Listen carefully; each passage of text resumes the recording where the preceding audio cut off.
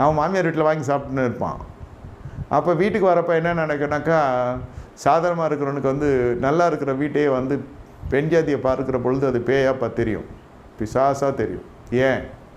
தேவதையாக இருக்கிற மனைவியை அவனுடைய பார்வைக்கு அப்படி இருக்கும். அவனுக்கு லகுவான விதத்தில் வருது பொருளாதாரம். நமக்கு ஏன்டா அது மாதிரி வரல? அவனுக்கு பின்னாடி பாட போகிற பாடி இவனுக்கு தெரியாது. அதனால தான் சொல்கிறேன், ஒழுங்கற்று இருக்கிற நான் எங்களிடத்தில் கற்றுக்கொண்ட விதத்தில் வாழாதவன், இதன்படி அவன் வாழாத ஒழுங்கற்று இருக்கிற சகோதரனை விட்டு விலகு. நீ விலகலைன்னா அவனுடைய காரியங்களெல்லாம் பார்ப்பேன். கட்சியில் அப்புறம் அவன் வீட்டில் வந்து என்ன சொல்கிறது, மனைவியை நொந்து கொள்வாங்க நிறைய பேர். எங்களிடத்தில் ஏற்றுக்கொண்ட முறைமையின்படி நடவாமல் ஒழுங்கற்று நடக்கிற எந்த சகோதரன் நீங்கள் விட்டு விலக வேண்டும் என்று நம்முடைய கர்த்தராகிய இயேசு கிறிஸ்து நாமத்தில் கட்டளையிடுகிறேன். அவனுக்கு வேறு விதமாக வருமானம் வருது, உழைச்சியே இல்லை, முற்பேதாளர் சுதந்திரம்லாம் சொல்ல. அவன் நேரே போய் ஓய்வூதியத்தை வாங்கி சாப்பிட்டு கொண்டிருக்கிறான்.